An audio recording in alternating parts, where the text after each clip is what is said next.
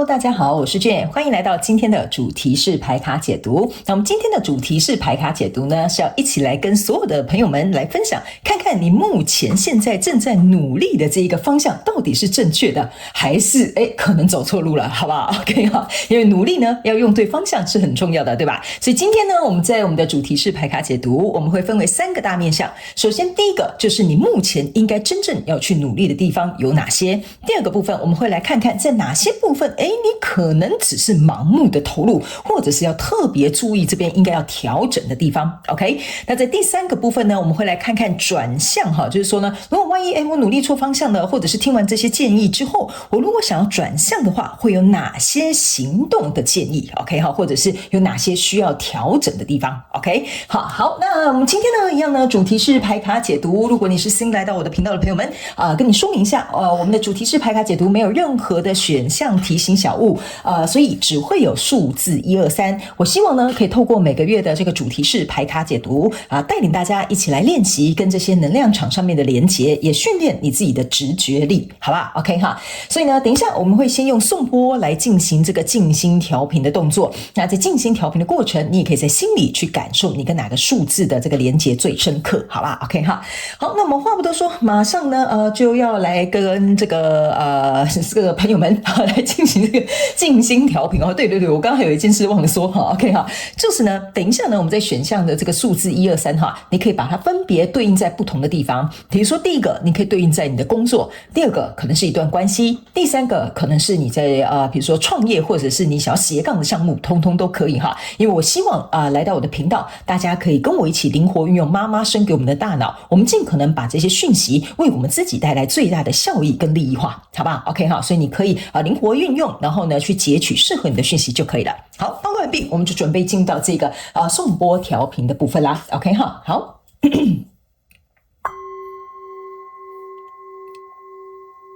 现在我要邀请你闭上双眼，开始调整你的呼吸，并且用你的心轮去感受今天的数字选项1、2、3，你对哪一个数字特别感觉有共鸣？接着在心中感谢宇宙跟天使可以让你看到这一则影片，为你接下来该努力的方向有更清晰的指引。最后你就可以准备睁开双眼，进入到我们今天的主题是牌卡解读。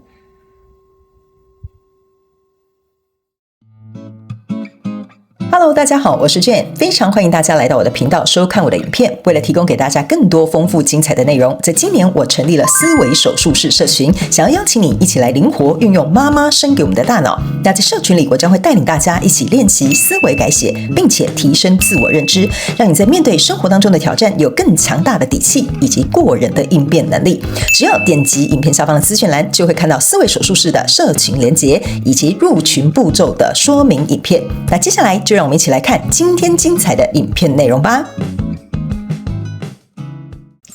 选项1的朋友们，大家好，我是 Jane， 欢迎你今天来到我们的主题是牌卡解读啦。那我们今天的主题是牌卡解读，就是要针对大家目前现在正在对应的这个人事物，你是不是努力错方向了呢？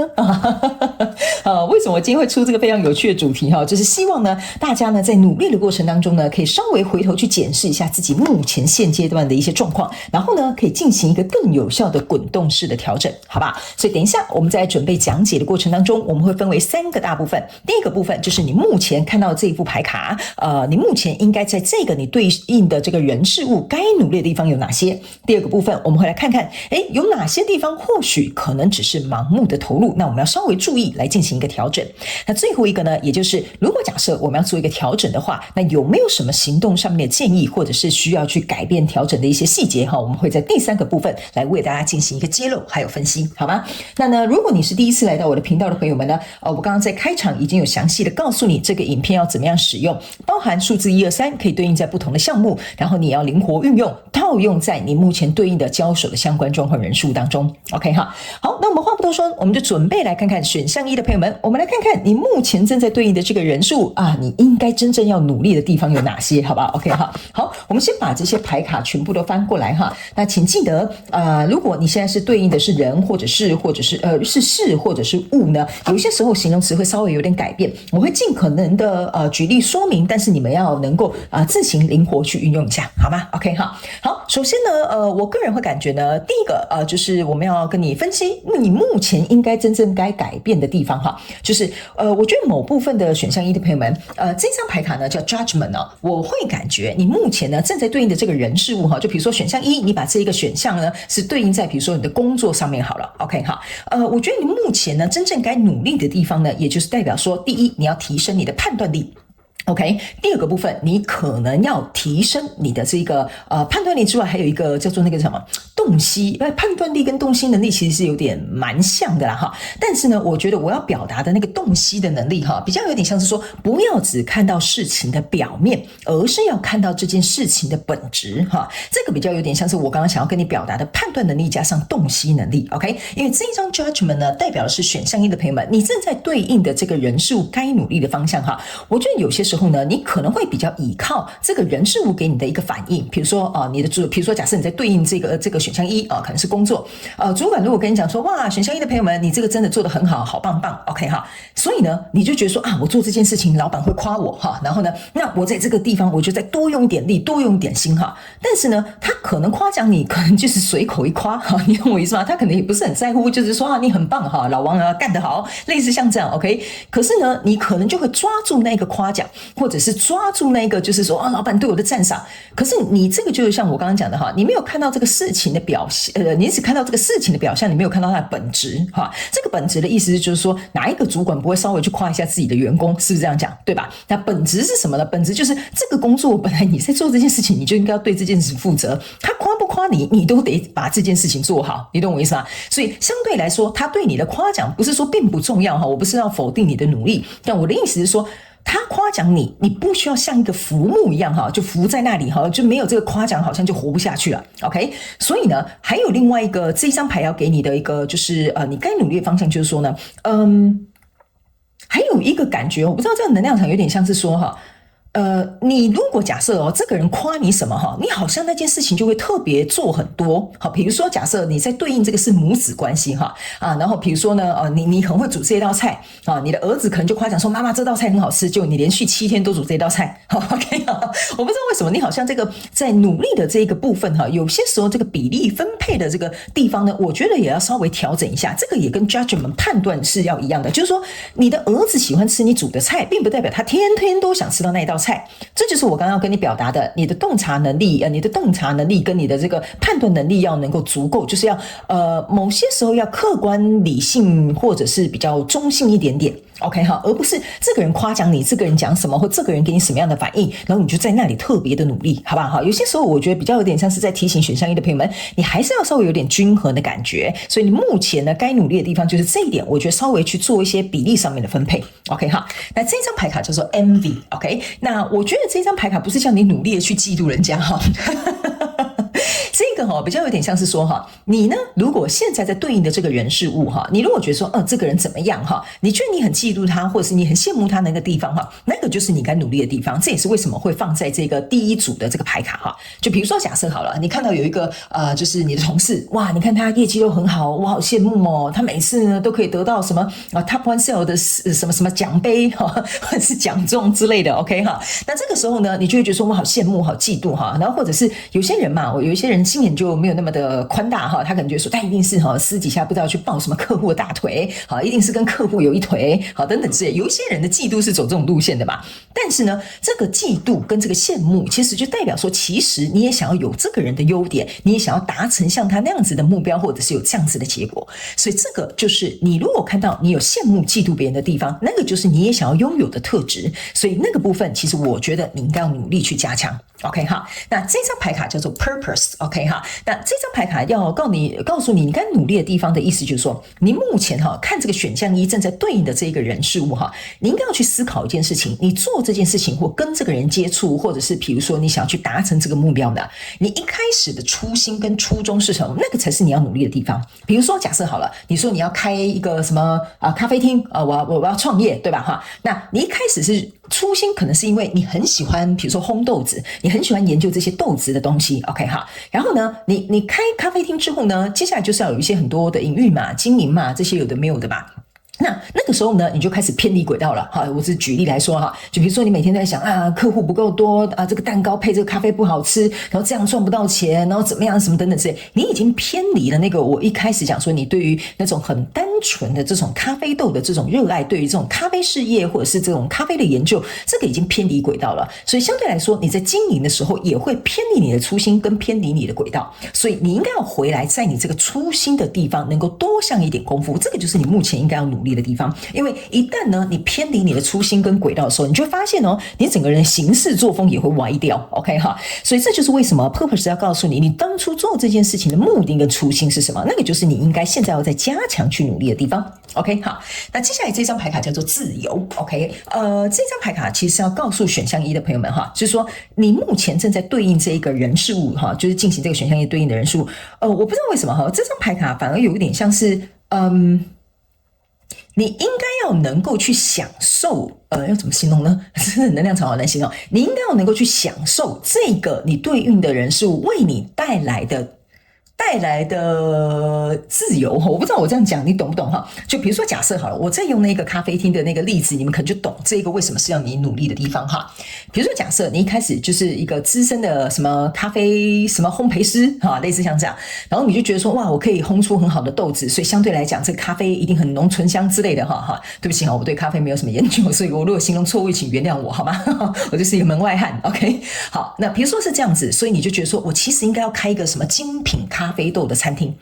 比如说这个你就偏离轨道了，你开成变成那种连锁餐厅了，所以那个就没有像你在一开始说我要开一个精品咖啡的这个初衷，这个才是你该努力的地方 OK 那你可能很羡慕人家你看他开咖啡厅好多钱然后赚了怎么样，然后现在还什么上了网美的什么 KOL 的推荐这个就是你羡慕别人嫉妒别人，你就觉得说那我也要开一个连锁咖啡厅这样就可以赚很多钱或者是我要在别人名下，你就失去了原本这个初衷，或者是因为羡慕别人而走错了这个方向 OK 所以来到这边这个 freedom 比较有一点像是说呢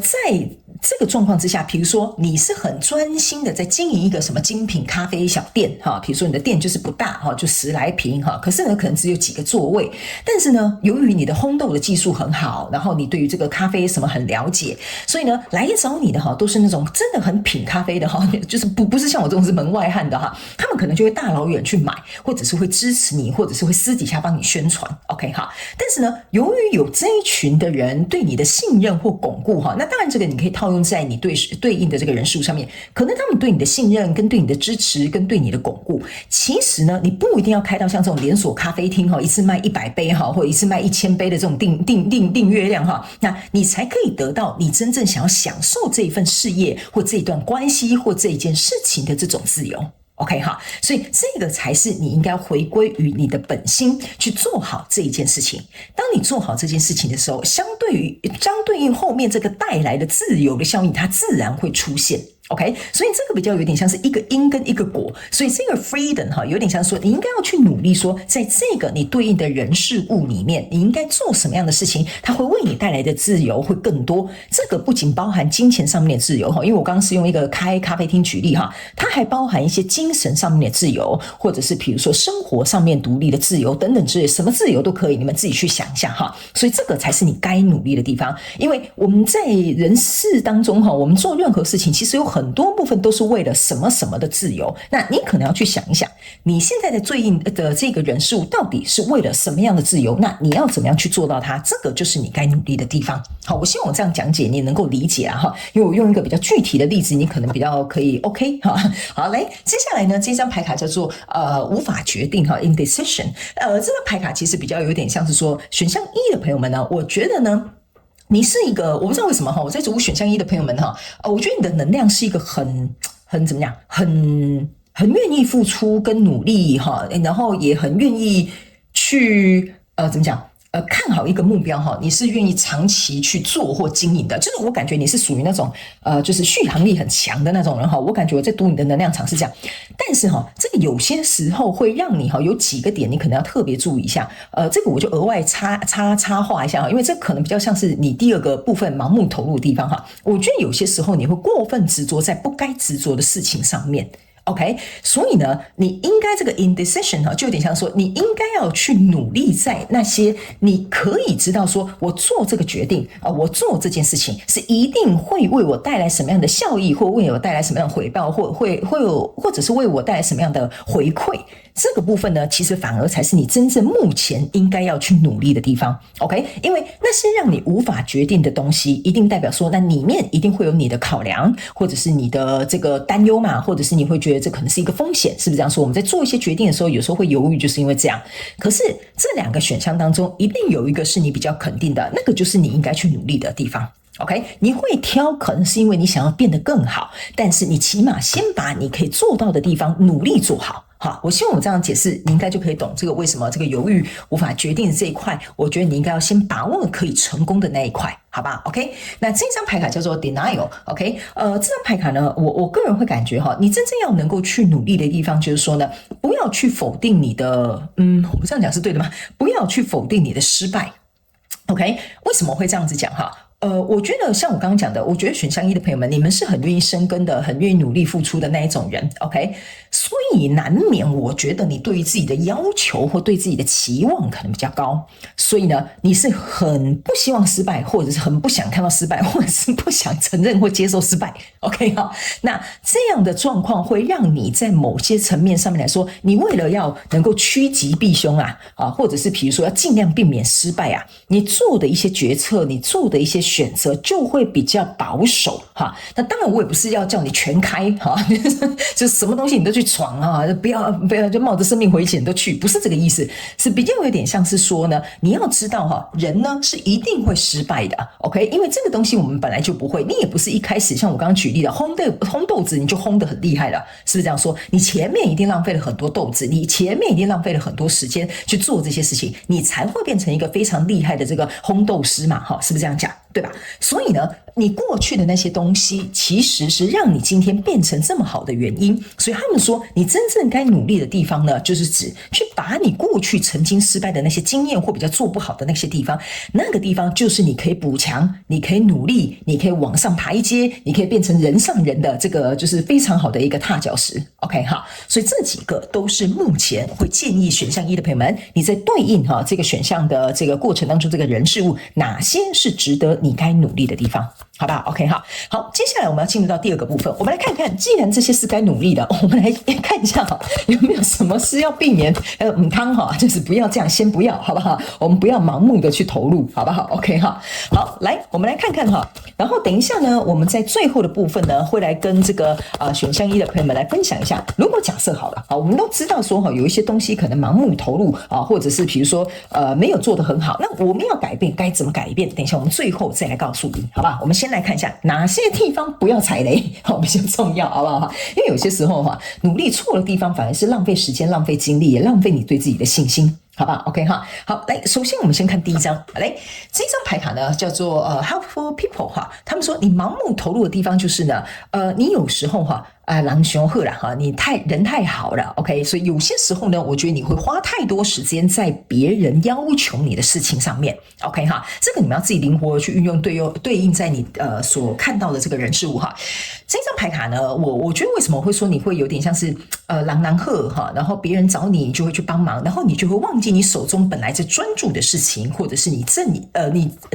正应该要去投入这个时间跟精力的这个东西 ，OK 哈，所以这张牌卡其实要告诉你虽然你很有能力，或者是你的朋友都觉得你人很好，那你本身也乐于帮助别人，这些我都知道，这都是一个优点。可是呢，他们要我提醒你，就是说呢，有些时候你仔细去看一下那些需要你帮助的人他们可能也都是把你当一块浮木，帮完之后他们可能就走了。他们可能或许他们当然可能会有礼貌跟你讲一声谢谢，但是你会发现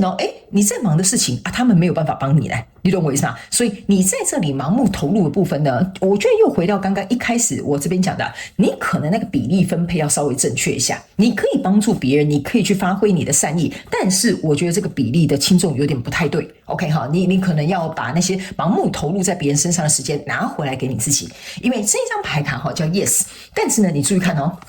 这个就是我要跟你讲的这个 indecision 很重要的一件事。你去想，这个人是左右两只手呢都拿着2颗球，就像一个天秤一样2个要保持平衡。他们说呢，你要去思考一件事情你盲目投入的地方，就是你对别人 say yes 的地方，就代表你对你自己在某个层面 say no。OK， 比如说我今天这样讲好了，我今天答应你去你家帮你打扫房子，意思就是说我答应你去在某些层面对我自己某个部分 say no， 就是说我扫了你的房子，我回到家，我们简单举例嘛，我扫了你的房子，打扫得很干净，回到家我很累，我就没有精力打扫自己的房子，而且我的房子可能就越来越乱，是不是这样说，对吧？然后我也会觉得说还要打扫自己的房子觉得好麻烦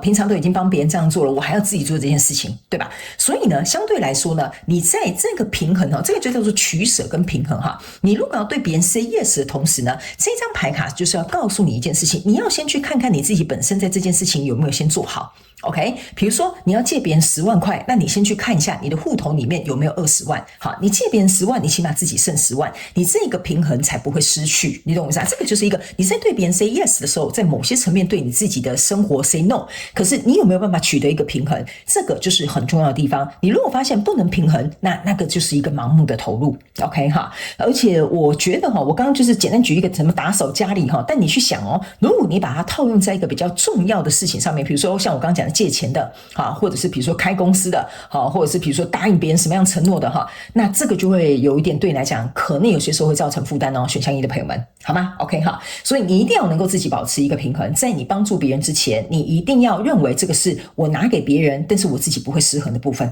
OK 好，那这张牌卡呢叫做一个和平的解决方案。 OK 我觉得这个盲目的投入就是我觉得选项1的朋友们，你有某部分就你的人格特质某部分是有点像是理想主义的，就是我希望这个结局或这个解决方案大家都可以和乐融融大家都可以皆大欢喜当然我们都希望能够共同创造双赢嘛，但有些时候人生就是有些事情不一定就是一定都会有一个非常和平的解决方案，所以你盲目投入这边思考怎么样做才会让我们两个合作起来非常快乐，或我们两个在一起你也高兴我也不用牺牲这个部分是比较难的。 OK 当然不是说没有，但是我们要告诉你的意思就是说，你在盲目投入的一件事情，就是可能设想这个方法有一个完美的解方，然后呢可能在那边想东想西想东想西你可能就浪费很多时间在那边想，因为你还是没有想到一个可以双赢的这个解决方案。所以有些时候盲目的投入就是指你不如呢先干脆直接去做好了，做了之后你就知道要怎么样修正，你不用在那边等待有一个完美的解答你才去做。 OK， 因为你在那边光是在那边想那些完美的解答的时候或者是你想要找一个完美的解决方案的时候你光在那边想破头浪费那些时间跟精力最重要的是这件事情还没有解决呢。 OK， 所以这个可能就是你会盲目过多的投入。 OK， 在需要寻找一个完美的解决方法的时候，我觉得没有必要。OK 有些时候解决方法是边走边想出来的，我觉得这个是比较有点像是我要跟你表达的地方。 OK 好，那这张牌卡叫做如果你愿意相信的话。 OK 我觉得这张牌卡呢，为什么我刚刚会讲说前面选项1的朋友们你有点理想主义就是你很爱帮助别人有些时候还会失去平衡最重要是还想要想一个共同双赢的这个方案。那这张牌卡就有点像说，如果我相信的话，或许这件事情会实现，这个就是我刚刚讲的理想主义。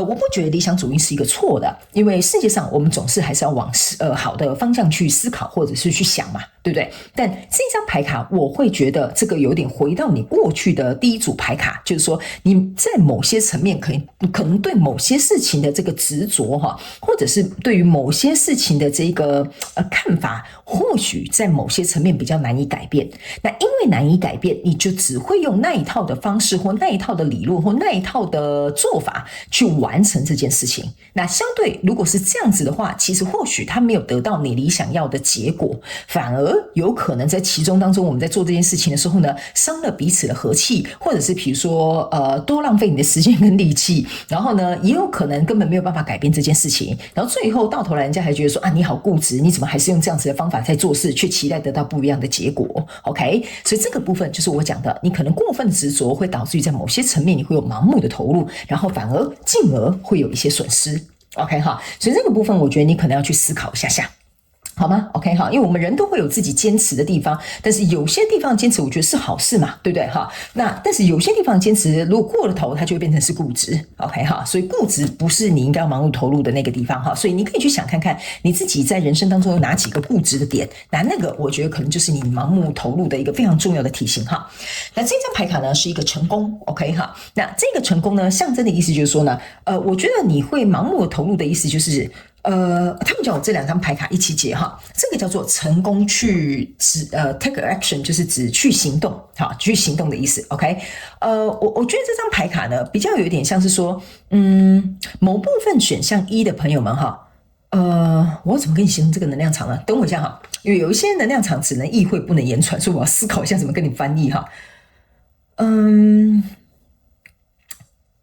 我觉得比较有点像是。这个我不想要一直好像一直打回圈告诉你哈这个理想主义的问题，但是我觉得这两张牌卡要我一起解的意思就有点像是说我只愿意拿那个成功的选项，或者是我只愿意做成功的行动。所以相对为什么我刚刚会讲说你在第一副牌卡给我有一种很保守的感觉 OK 哈，就是比较守旧比较保守，如果我怀疑这件事情不会成功，那我就不要动 OK， 所以然后你就反而就是我怎么跟你形容啊？比如说，我怎么跟你形容？我想一下哈，我要怎么举例让你知道说什么叫做你只愿意拿成功的行动呢？有一点像是讲说，我这样讲好了，我再拿那个咖啡师，对不起啊，我刚刚在思考怎么样讲比较能够翻译这个能量场哈。有些时候我需要有一点时间去 process 的，就是比如说假设我回到刚刚那个精品什么什么烘豆师那个，好不好 ？OK 哈。比如说呢，你就会觉得说哈，这个豆子哈一定要烘到怎么样？我先讲啊，我都讲错哈，请不要骂我哈，我就是想形容一个例子给你听。我对咖啡不是很在行哈，就比如说你就觉得说咖啡豆一定要这样烘，它才会成功。好，你一定 take action， 就是说你一定要这样做，它才会成功。你只要有一个什么小小的细节失败，它就怎么样完蛋了。好 ，OK， 所以那就不是一个什么精品咖啡了。OK 哈，类似像这样 OK 哈。那我为什么会这样举例的意思，就是指对。有可能别人没办法做到像你这样子，100%按照 SOP， 然后达成这样子的精品咖啡豆。可是呢，或许 OK， 在你的眼中，这个可能是一个失败哈，这边我放一个引号，失败哈，烘焙失败的咖啡豆，但其实它也不差哈，有可能比如说你烘焙你成功的这个咖啡豆大概有100%的品质，但你可能错一个步骤或者是什么等等之类的，它大概有维持80%的品质，可是呢，它也有可能会变成是另外一种咖啡香或者是什么等等之类的哈，我就是随便举例哈，请大家不要炮轰我哈，所以也并不代表说那个错误的行动它没有办法有另外一个成功的出口，它可能也是另外一种成功。比如说，因此，你莫名其妙的开发了公司有2种新的咖啡的口味，就是从你失败来的，所以会变成是说。你永远只盯着那一个点哈，就说这才是成功，那反而会让你很盲目的在这里坚持跟执着，然后重点是还没有看到其他的可能性存在，所以这个就会变成是你盲目的只在这个点投入，就像我刚刚前面讲的那一组哈，盲目在这个点投入，却没有看到旁边还有很多东西哈，或者是很多的机会或很多的大饼 ，OK， 这个就是我觉得选项1的朋友们，你会经常去有点像是。我不能讲说作茧自缚哈，但是有一点这样意味存在，就有点像说你如果这个选项1是在对应一个人，你就觉得全世界他这辈子他就是我的真命天子了，世界上有几亿人口，你就为什么你就是凭什么决定这个人一定是你真命天子呢？你懂我意思吗？哈，我应该刚刚举这个例比较快 ，OK， 所以你就忽略了旁边其实还有很多选项，还有很多对象，还有很多可能不错的这些人，你懂我意思吗？然后你就说没有，这样才是100%契合的我，所以你就很执着在那个点上。而呢，那些所谓你觉得说那些不适合我的、不契合我的对象，或这些我看不上眼的人哈，其实或许你根本没有花时间去了解他们，或许他们才是真正适合你的人。那这个为什么一直你在这边搞不定，搞来搞去搞半天，你反过来去想，那就是因为你的那个执着让你变成是你以为这是一个成功的选项，但其实它可能不是。OK， 所以你就在那边盲目的投入。OK 哈，我希望我再加上这个感情的举例，你们可以比较容易懂我在说什么了。OK 哈，好，那接下来呢，我们就要来看一下哈，就是呢，如果假设好了，我们已经知道我们该努力的方向是什么啊，盲目的方向是什么了。OK 哈，盲目投入的哈，我们应该要减少损失嘛。所以接下来如果我们要转向或调整的话，有没有什么样行动上面的建议，好不好 ？OK 哈。我不知道为什么哈，我刚刚在讲那个感情的那个，就是那个什么盲目投入的那个部分哈。我觉得我在讲的时候哈，我感觉选项一某部分的人你应该是蛮有感的，因为我在讲那一段话的时候呢，我感觉我整个能量场哈有一种就是被电到的感觉哈，所以有可能我在讲的那个人就是你，你可能在一个人或在一段关系上面盲目的投入 ，OK， 或者是盲目的跟随，或者是盲目的孝顺哈等等这些都可以，因为你们每个人状况不一样，你们要灵活运用，所以就会变成是导致于你没有看到其他的可能。OK 哈，然后你在那边可能就有一个方法，做这件事情做了10年 ，OK 哈，所以我觉得这样是有点可惜的。OK 好，那接下来最后我们要来看，如果我们要调整或者是转向的话呢，那我们在行动上面有什么样的建议？我们先来看第一张哈。OK 哈，你看这张牌卡写得很清楚。我觉得有些时候我用这个宇宙的这个不同副的牌卡来验证我自己也是蛮有趣的哈。你看这是一个非常重要的时间，需要往后退一步。OK 哈，你必须要花一点时间自己一个人，好，就是自己一个人花一个时间，就是跟自己相处。OK 哈，他们说呢，他们说呢，要我这样怎么跟你讲呢？就是说，instead of 我要怎么跟你翻译啊 ？Instead of placing your focus on others， 有点像说，你应该要把这个专注放在你自己的身上，而不是放在别人的身上。OK 哈，这个翻译有点像是这样。如果翻译不好呢，也请你们 Google 好不好？这个就是我刚刚讲的这个 helpful people， 还有 yes， 还有 peaceful resolution。我觉得你好像就是很爱解决别人的问题，但是你好像都没有回来解决你自己根本的问题。所以我们在第3个部分要告诉你的意思就是说，如果假设你盲目的这些方向，你已经知道说，我盲目的投入、盲目的努力好像都没什么用，那你应该要去想一件事情，那就代表说这个方法它不奏效，你应该往另外一个方向走，或者是选择另外一个选项。这张牌卡的意思就是告诉你往后退一步，你才能够看见比较大的画面。你看到比较大的画面之后，你才能够去判断说，你终究在那边纠结的，你在那边付出的，你在那边努力的，到底是对还是不对。所以你应该把这个专注拿回来放在你自己的身上，在你自己身上下功夫，你才能够看到你真正想要的一个解答。而且这段时间是非常适合选项1的人自己稍微有一个独处的空间，因为你可能太多时间掺杂在别人的人生里面，所以变成是说你没有空间去安静的听到你自己内心的声音，或者是一个独处的一个范围，让你不要去跟外界接触。 OK 我不是叫你自我封闭，我的意思是说，比如说回到家不要看手机，不要跟朋友联络，好好的泡个澡舒舒服服去做一些你自己想做的事情，这个时候你才有跟自己相处的机会。那你有跟自己相处的机会，你这些疑问或者是这些你觉得很奇怪的点，你才会有机会去跟你自己做一个对话，自己做一个反思。 OK， 这就是这一张牌卡要告诉你，如果你要改变方向或者是要进行一个调整，你可以尝试这个方式。那第2个牌卡这个叫 reflection， 一样嘛，这个就是反思的意思。 OK 所以呢他们要告诉你你要去思考一件事情，如果假设我刚才讲的这些东西真的刚好都是符合选项1的朋友们你要去想有些时候你留空间给自己，也代表你给别人机会。什么意思呢？比如说假设你现在就是像我就拿刚刚那个我对应讲感情的你就是很执着在这个人，你就是很想要在这个人身上付出，你就想尽办法在帮他，有些时候自己失去平衡，还想要一个两全其美的方式。 OK 等等之类的。 OK， 你就是觉得这个人就是你的真命天子。 OK 比如说就是这样子，如果你没有给自己空间，你也没有给对方去思念你的机会，或者是这就是故意去有这个距离或者是这个空间的话，那你永远没有办法看到对方在没有你的时候的那个反应，或者是没有你的时候他会不会对你珍惜，或没有你的时候你才能够看清楚他的真面目，这是很真实的。OK 我不知道为什么这张牌卡要我这样告诉你，你必须要给他，因为你平常都是靠对方给你的东西去做一个反应，你应该要有一个沉默的时间，或者是反思的时间，把这个距离跟空间拉开之后，你才能够看清楚你在对应的这个人事物到底是怎么样的一个人事物。OK 好，我刚刚这样讲哈，你好像觉得我好像绕口令哈，但是你仔细听一听，你一定会听得懂我在跟你讲什么。你没有多出这些空间跟时间，你不会感觉到，你自己本身不会感觉到这个差异，对方也不会感觉到这个差异。当你把这个空间跟时间拉开的时候，你才能够真正看到他是怎么样的一个人。OK， 你也会看清楚你自己是怎么样的一个人。OK， 这是很有趣的哈，两方都会受益的。OK， 好，来最后一张牌卡，我们来看看，如果要转向的话，在行动上面或者是在这修正方面，我们有什么样的可以去做一个调整，好不好哈？我来看一下哦。OK， 好，来这张牌卡哈，他们要我跟你说哈，新来朋友，我先跟你说明一下，我不一定会按照这个牌阵或牌印跟你说明，但他们这边有一句话是非常重要的，希望能够告诉你哈。他说，爱是永远不需要去声明的，它就是很简单的去允许跟给予。OK， 好，这张牌卡呢，我个人会感觉呢，其实是要提醒选项一的朋友们，我知道我有说过，你是一个很有善意的人，你是一个很愿意付出的人，你甚至是一个长跑型选手。对吧？是不是这样说？在你任何想要投入的人事物，你都很愿意去付出的。但是他们有告诉你一件事情，就是说呢，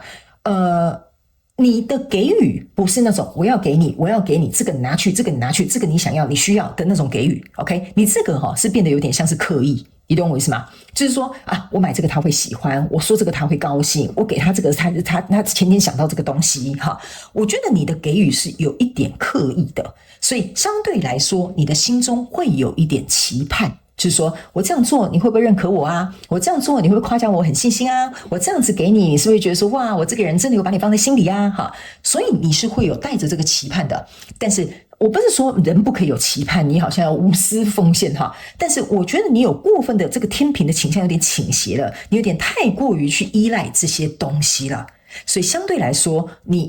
我们刚刚为什么这边说这个 yes 一定你要有一个平衡的原因，就是说我给你是多余的。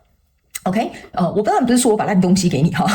但是我指的是我给你是好东西，我可以分享给你，但我不会觉得匮乏，我不会觉得缺少，我不会觉得好像是应该要给你哈，或者是刻意要去给你哈，那种感觉是完全全然不同的哈。因为这个东西我觉得有点难以形容，但是如果你知道我在跟你讲这个讯息是你的话，你一定听得懂。我觉得你不要过分刻意。好不好？你不要过分刻意，你要变成是先满足你自己，你自然就会有能力去满足别人。你不要急着去满足别人，去满足不了别人，又满足不了自己，然后最后被骂的又是你。OK， 好，所以那个状况就不是你想要的，那就会变成是一个盲目的投入跟付出，然后该努力的没有努力，没有把自己补足，然后最后搞的就是两方面都不是很开心。那我们就会觉得，那你这个就真的是盲目的投入了。OK， 好，所以我希望我这样讲解呢，可以给选项一的朋友们，让你能够了解一下你目前在努力的这个方向到底是不是比较适合你的哈。因为其实我觉得呢，方向虽然说我开头就是故意讲的好像是有没有对错啦，有没有正确啦哈，但世界上没有任何对与错的这个怎么讲定义哈，这个对与错的定义是来自于我们自己。所以我希望你可以慢慢透过我们今天要传递给你的讯息，你自己适当的去做一个调整，变成一个更适合你努力的方向，这样就即可了。OK 哈，因为我们所有的努力，所有的付出，我们都是要在人生过程当中一边走一边滚动式学习的，没有那些所谓就是我们一定是100%完美的解决方案，好吗 ？OK 哈，好，那以上呢，这个就是要给选项一的朋友们的所有的讯息跟内容啦。那我也希望其中有1-2句话能够帮助到你，因为毕竟来看大众解读的人很多。那如果有刚好符合你的故事，我也欢迎你能够在下方留言跟我分享你的故事，我都会亲自去看你们的留言，好吗？祝福你哦，选项一的朋友们，非常感谢你来收看我的影片，也希望你会喜欢。那我们就下次再见咯，拜拜。Hello， 选项2的朋友们，大家好，我是 Jane。今天这个影片呢是要告诉大家有关于选项2的朋友们，我们一起来分析一下，你目前努力的这个方向是不是错误了呢？还是说在哪里付出的盲目的努力，哪里呢才是你该努力的地方？我们今天都会共同一起来分析，好不好 ？OK 哈。所以呢，如果你是新来到我的频道的朋友们呢，我们刚刚已经在开场之前的开场讯息呢，就告诉大家要怎么样去运用这个影片。所以如果你没有看到的话呢，会建议你回头去收看一下哈。选项1、2、3，你可以个别对应在不同你想要努力的这个人事物上面 ，OK 哈。然后呢，当然我会尽可能去形容，因为每个人在对应的这个人事物也会不太一样，所以有些时候形容词你们自己也要稍微替换一下，我会尽可能举例来进行一个说明，好吗 ？OK 哈。好，那我们话不多说，我们就来看看我们这一次主题式牌卡解读的第一个部分，我们来看看目前你应该在哪些地方应该要加紧努力，或者是这里才是你需要努力的地方，好不好 ？OK 哈。好，来，首先呢，这张牌卡卡呢叫做 empathy， 可以翻译成像是同理心 ，OK 哈，这张牌卡呢是要告诉选项2的朋友们哈，不是说哈你很没有同理心哈，你应该要好好的努力哈。OK 哈，我相信你不是这么冷血的人呐哈，但是呢，我觉得哈，选项2的朋友们，你的能量场给我有一种感觉哈，就是你比较有点像是就事论事的人 ，OK 哈，比如说公司的这个 SOP 这样做大家就是应该要这样子做 ，OK 哈，比如说我们说好的家规要这样执行，我们就是要这样子执行哈，所以有些时候的确从某些人的角度来看，会觉得你有点硬哈，就是说你有点不通情理啦，或者是别人会觉得说你好像对这件事情就觉得1就是1，2就是2，好像没有一些可以缓冲或谈判的这个空间 ，OK？ 但是我个人不认为你是没有同理心，你只是觉得这本来事情就应该要这样做，谈什么同理心？这又不是同理心可以处理的事，这个我完全可以理解 ，OK？ 但是呢，在这里我也不是说你应该要放宽松你的标准，你应该要对他们应该要怎么样不是的，我的意思是说呢，你可能要练习，就是说比如说假设我们就用工作来讲，假设你看的这个选项是要对应在你的工作的，或者是对应在你的同事好了，我就用这个举例，比如说你的同事就跟你讲说，可是呢这个不能够改一下吗？我觉得不一定要按照1、2、3这种很标准的这种方式啊，那以往的你可能会就说老板就是要求1、2、3啊，公司一直以来都是1、2、3啊，那你这边跟我讲这个也没有用，反正就是要用1、2、3啊 ，OK 哈，所以这个时候呢，对方会有一点觉得说他的想法或他的一些意见，或者是比如说他想要表达的东西没有办法被听到，并不是说他不按照你的方式1、2、3去做 OK， 所以这个该稍微努力的地方有点像是指你要让对方有机会就是有点像是让他的声音被听见，或者是给他一个机会去解释，或者是比如说这样讲，让他能够有一个抒发的空间 OK 当然我不是叫说他对你倒垃圾不是那种抒发就是说起码你要让他表达说为什么他的想法是这个，为什么他会想要这样子做OK， 让你们之间能够有一个往来沟通的机会，这种也是另外一种同理心。因为如果你心里有一些想法，你也希望对方能够给你机会，能够把它表达出来嘛，是不是这样说？或许最后的确还是只能就1、2、3，但是你有表达了，起码你第一，你心里舒服一点点。好，第二，我起码有尝试的去沟通，对不对？第三，如果最后就算要按照1、2、3这样去做 ，OK， 那我也心甘情愿了 ，OK。所以这个要你稍微努力一下的这个同理心，是指让别人有空间，让他把他心里想说的说出来，或许 maybe 你听了对方的想法，你才会知道说原来我可能误会他了，原来他不是想要把我掰弯变成3、2、1，好，他可能只是告诉我可能这样子做，或许我们可以做得更周全，或者是我们可以把这件事情做得更好，但是主轴还是围绕着1、2、3 OK 哈，所以这个东西是有点像说你现在该努力的地方在这里，可能会为你自己带来一点好处，或者是一点帮助 OK 哈。好，来接下来在第2个部分，这张牌卡叫做平衡 OK 哈，这个就是为什么我刚刚觉得选项2的朋友们，你给我有一种能量场，就是不是左边就是右边，好 OK 哈，你就有点像是那个大法官哈，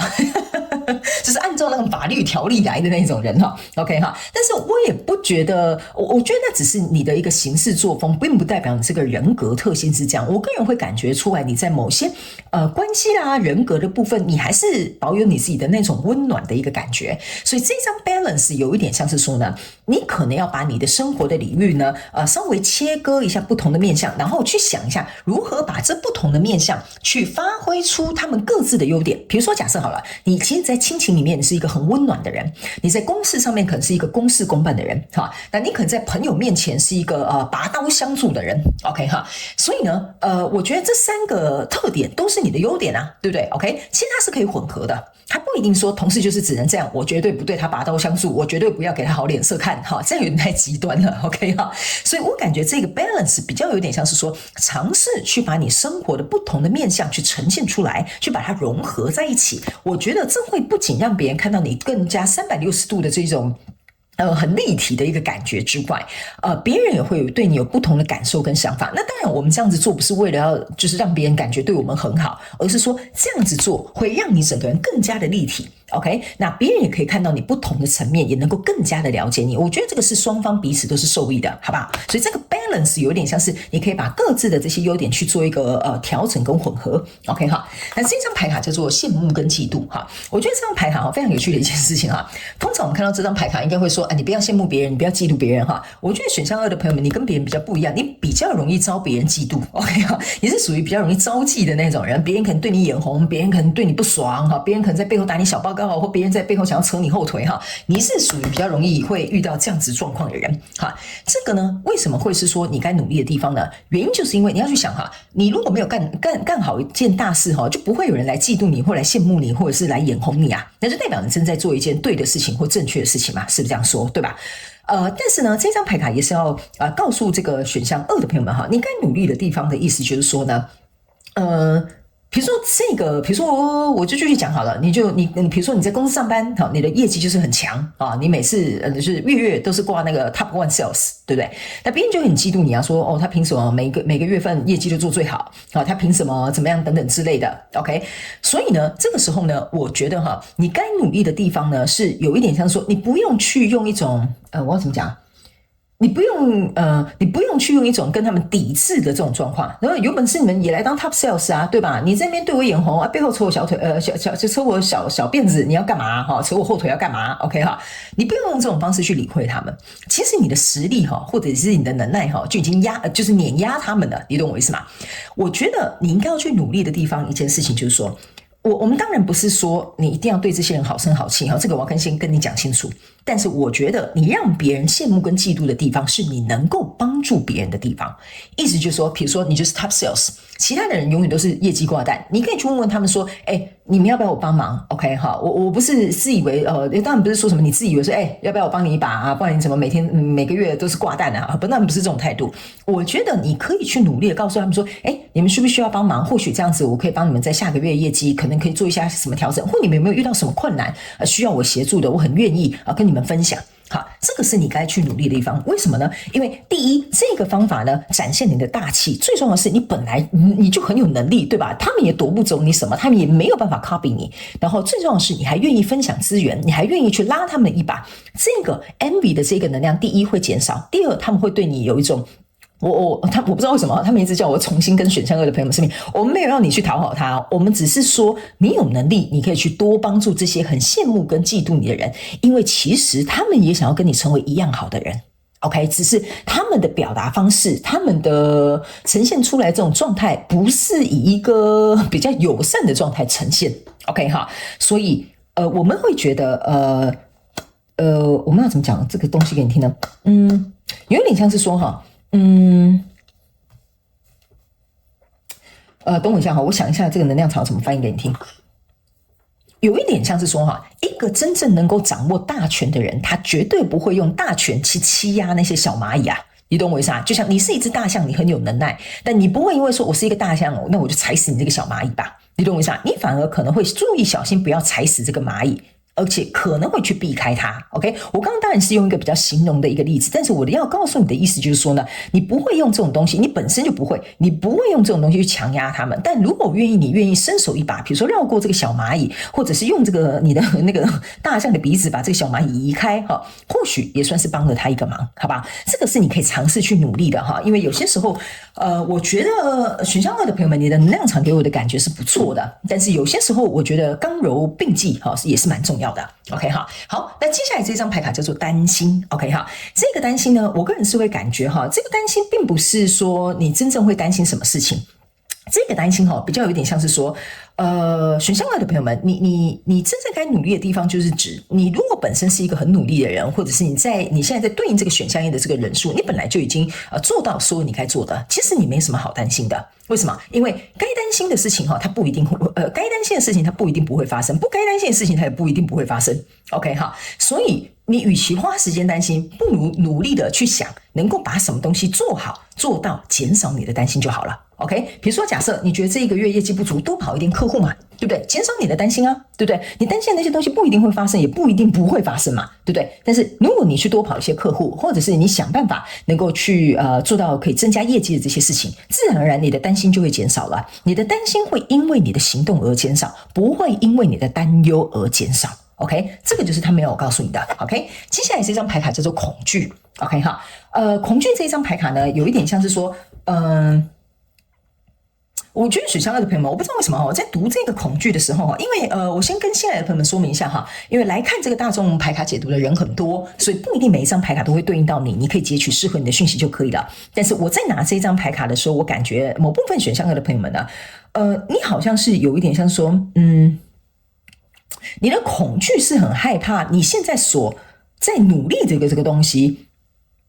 可能会怎么讲呢？可能会消失，或者是可能会不值得，或可能不知道最后结果会如何，这个比较有点像是你的恐惧。OK 哈，所以你目前真正该努力的一件事情就是说呢，不要把你的专注力放在这个可能会怎么样，或许会怎么样，如果万一怎么样的这个怎么样的那个事情上。OK 哈，你应该要去思考一件事情，就是说这件事情的成败哈，你要去想哈，很多事情的成败不是我们可以掌控的。对吧？是不是这样说？所以你在担忧那些无谓的、未知的这些恐惧，说实在的，是根本不会有任何的注意，跟这张牌卡其实是有点像的。但这一张牌卡更加倾向于是你会一直想那些事情，然后搞得自己很焦虑。OK， 所以你应该要去做一些事情，是让你自己减少这些焦虑。OK 好，减少的就跟刚刚我们讲的，你做这些事情可以减少你的担忧跟减少你的焦虑，因为这张牌卡是更倾向于像是焦虑的一个感觉。OK 哈，这个是比较担忧，这个是比较焦虑，所以这个两个感觉有点不太一样。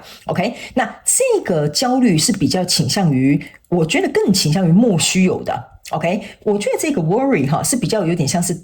比较偏向于一个结果，比如说我的业绩没有达标，或者是我告白没有成功哈，或者是比如说我要完成这个作品没有如期完成，这个比较有点像是在焦虑一些看不到的东西哈，焦虑我的未来，焦虑老板对我的评价，焦虑同事会怎么看我的那种焦虑。OK 哈，所以这两张牌卡是有点性质不同。那你要去想一件事情哈，很多人会经常来问我说，哦，他是怎么看我的？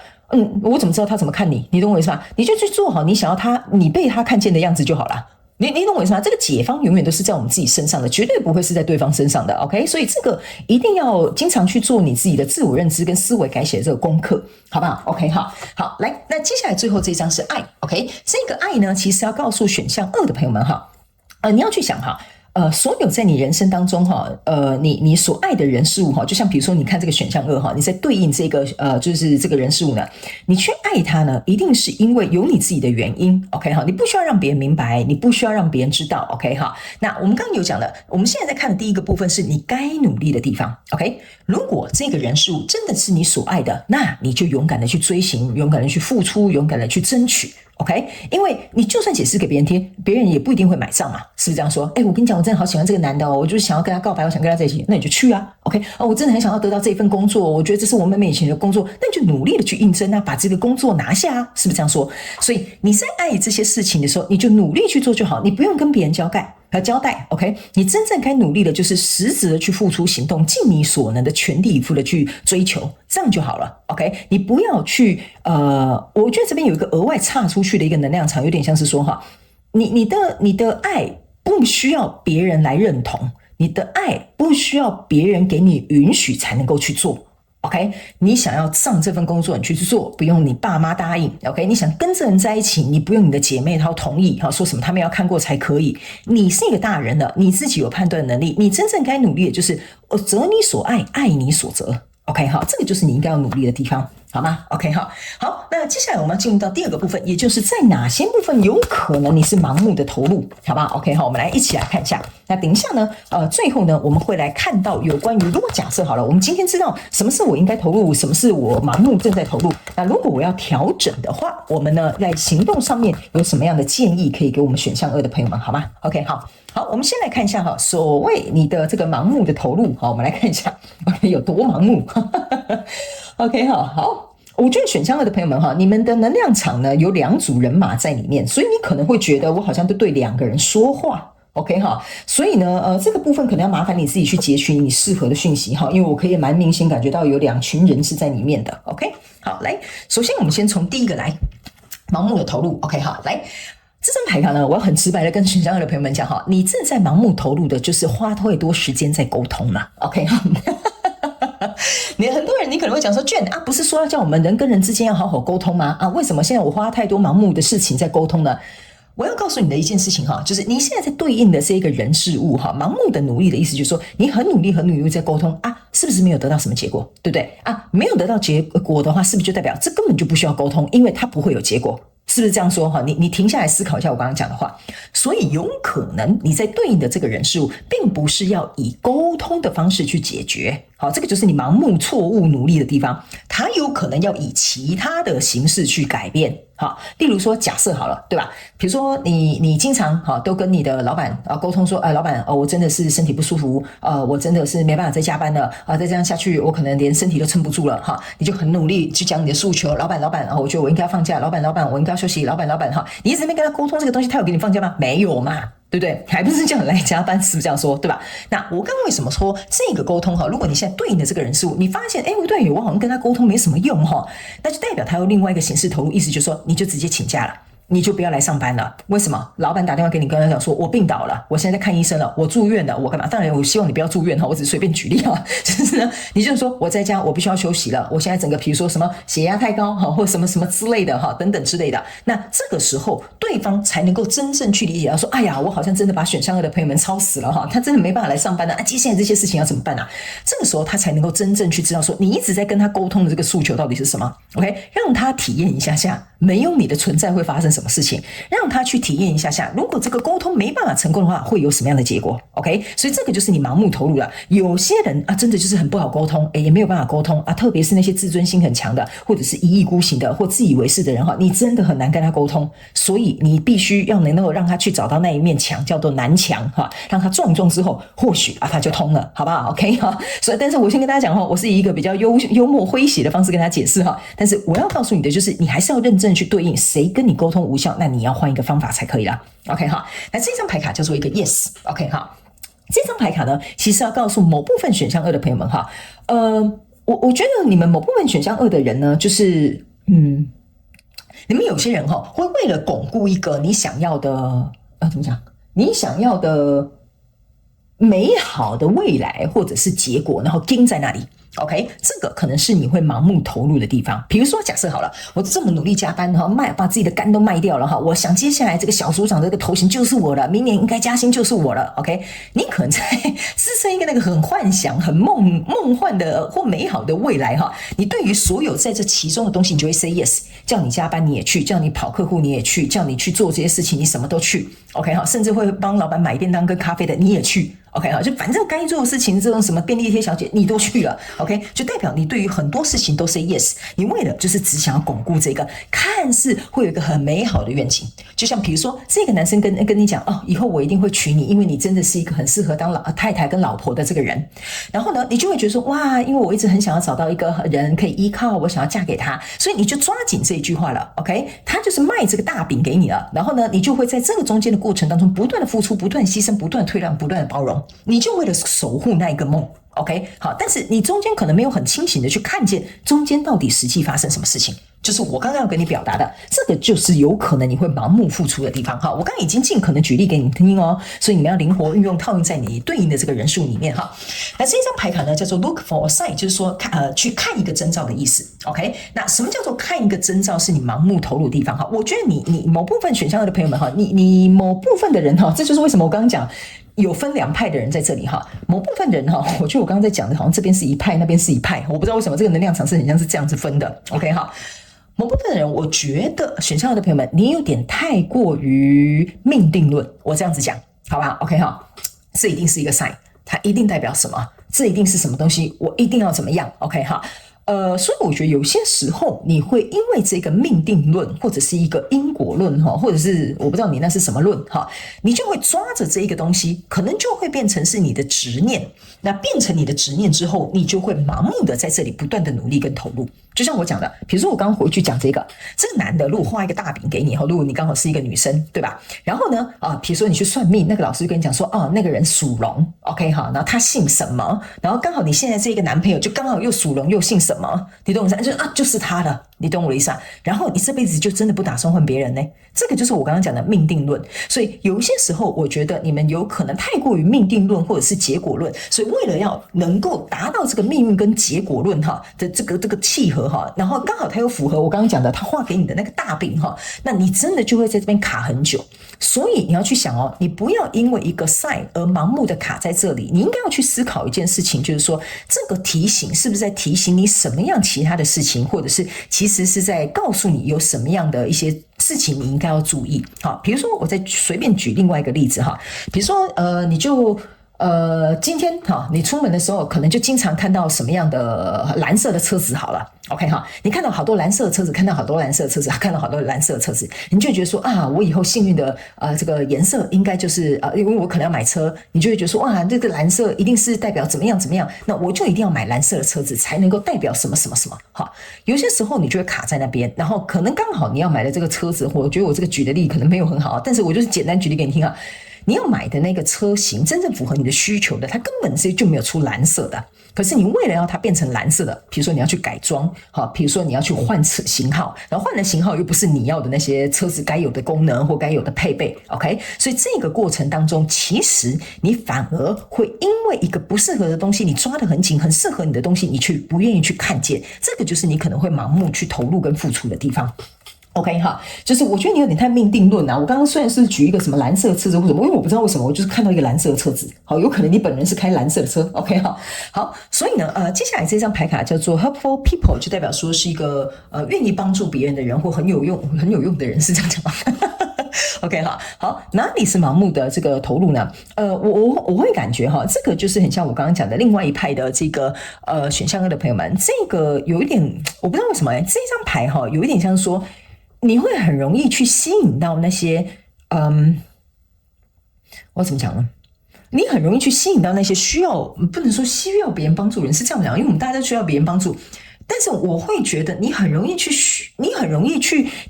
可怜那些很可怜的人，然后那些很可怜的人也刚好很需要你这种人帮助他。我不知道我这样形容有没有比较确切一点点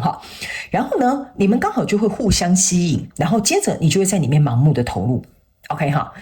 我不是说那些可怜的人不应该得到你的帮助，但是我要告诉你的意思是，就是说你要能够去看清楚，为什么他会这样呢？导致于他需要这样的帮助，这个是这张牌卡要提醒你的，就是你不要让你自己的善良跟善心或者是善意，然后在一个还没有搞清楚的状况之下，然后就这样子投入了。OK， 所以这个是你要能够去理解，就是说我当然不会讲说什么可恨之人必有可恶之什么可怜之人必有可恨之处那么夸张但是我的意思是要提醒你说，你要去看为什么这个人会需要帮助，他的前因后果是什么。比如说你有一个朋友来跟你借钱，对吧？然后你就觉得说他好可怜已经可怜到没有钱可以吃饭了。你先去搞清楚一下为什么他没有钱，搞不好他是去赌博赌到没有钱嘛？那你要帮他吗？这个就是大概我要跟你讲的一件事情，就是说你要去搞清楚为什么背后会有这样的原因存在，好吗？好，那接下来这张牌卡叫做在不久的将来。OK 这张牌卡呢是要告诉这个选项2的朋友们，你们要特别注意一件事情我为什么会跟你们讲，你们有一些人就是会抓着那个大饼或抓着那个很美好的梦想的原因，就是在于说你很容易会变成是再撑一下，你懂我意思吗？就是里面有一些人会说我再撑一下头过身就过，我再撑一下，因为in the near future 有一点像是说再过不久就会好了再过不久就会怎么样再过不久就会什么什么。所以有些时候我觉得该及时停损的地方你没有及时停损，你会觉得说没关系再撑一下，没关系再帮一下，没关系再给他一下，没关系再怎么样，然后你就去了，你懂我意思吗？然后你在这里你就没有停下来了你就是说再一下下再一下下再一下下，然后后来呢可能看到你都是3个月之后你还在那边一下下，你懂我意思吗？所以这个呢我觉得你可能会有一点点硬盯的倾向，所以这个部分你可能要稍微自己注意一下，这个可能会是你原本没有必要去浪费的一些资源或时间跟空间，你反而浪费在这里OK， 这个可能是你不应该盲目投入的 OK。 那这张牌卡就是指如果你愿意相信的话 OK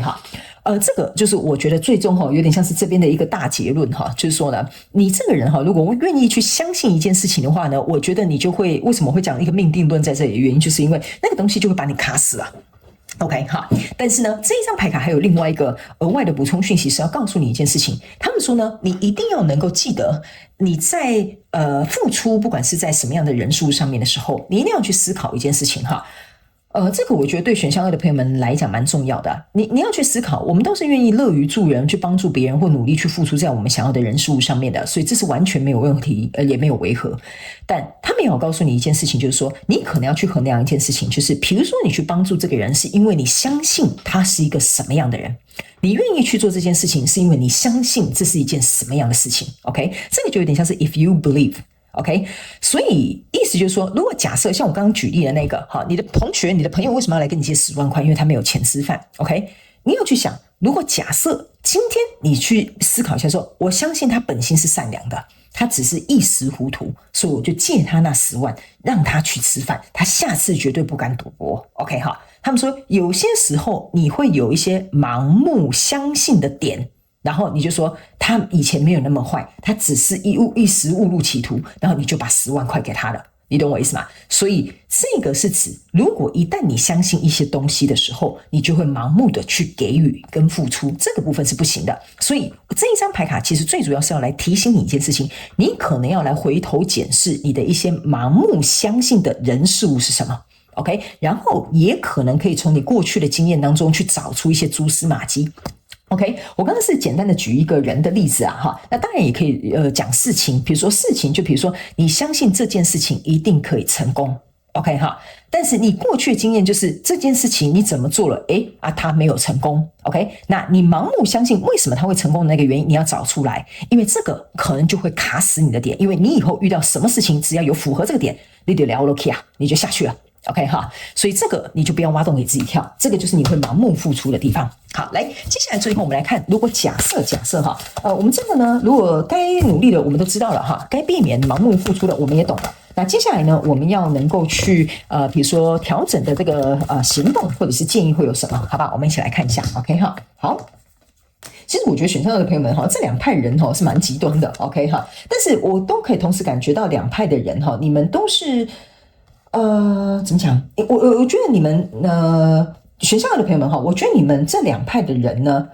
你们都是好人哈，我没有说你是坏人。我的意思是说，你们这两群人哈，很像是一个很极端的，一个人是阳性能量很重，你们另外一群人是阴性能量很重，所以我感觉你们之所以为什么会共同都来选这个选项的人呢？原因是因为有可能你在看这个影片哈，这个角色是互换的，你可能是在对应你在看的那个人，所以角色是互换的哈。因为我的影片是可以角色互换的，所以会变成是说呢，你们可能也在练习这个阴阳能量的或者是阴阳力量的这个协和，也有可能是你刚好在看的这个对应的人，刚好是的确跟你是属性比较不同的。OK 好，这个你们就灵活运用自己的讯息，好不好 ？OK 好，来，接下来我们来看，如果真正要调整行动的话，我们会有什么样的建议 ？OK 好。